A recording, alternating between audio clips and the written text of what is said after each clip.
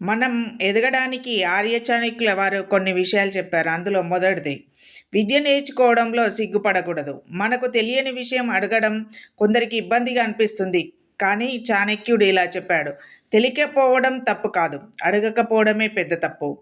గురువు, స్నేహితులు ఎవరైనా సరే నేర్చుకోవడానికి అడగాలి. వయస్సుతో సంబంధం లేకుండా నేర్చుకోవడం కొనసాగాలి. సిగ్గు వల్ల ప్రశ్నలు అడగకపోతే జ్ఞానం రాదు. జ్ఞానం పొందాలంటే ధైర్యంగా అడగాలి. అది విద్య అందులో చాలా ముఖ్యమైనది. ఇక రెండో విషయానికొస్తే ఆహారం తీసుకోవడంలో సిగ్గుపడకూడదు.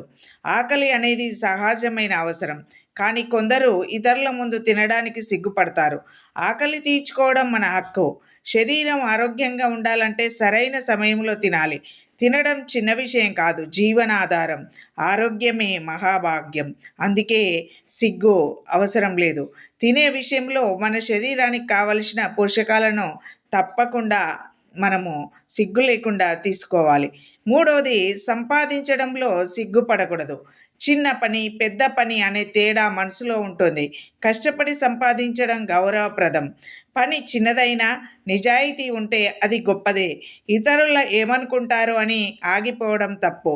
చాణక్యుడు చెప్పింది ఏంటంటే, స్వయం సంపాదన ఎప్పుడు గర్వంగా ఉండాలి. పని చేయడం కాదు, పని చేయకపోవడమే సిగ్గు అని చెప్పారు. కాబట్టి ఏ పని చేయడమో నామోషి కాదు. ఇక నాలుగో విషయానికొస్తే సహాయం అడగడంలో సిగ్గుపడకూడదు. మనకు అన్ని విషయాలు తెలియవు. కొన్నిసార్లు సహాయం అవసరం అవుతుంది.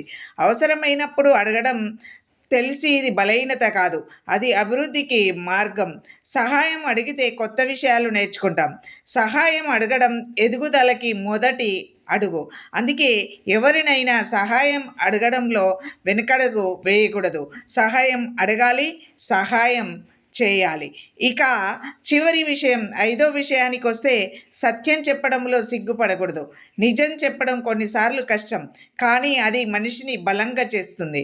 అబద్ధం తాత్కాలికంగా కాపాడుతుంది, నిజం శాశ్వతంగా గౌరవాన్ని ఇస్తుంది. సత్యం వల్ల మనపై మనకు నమ్మకం పెరుగుతుంది.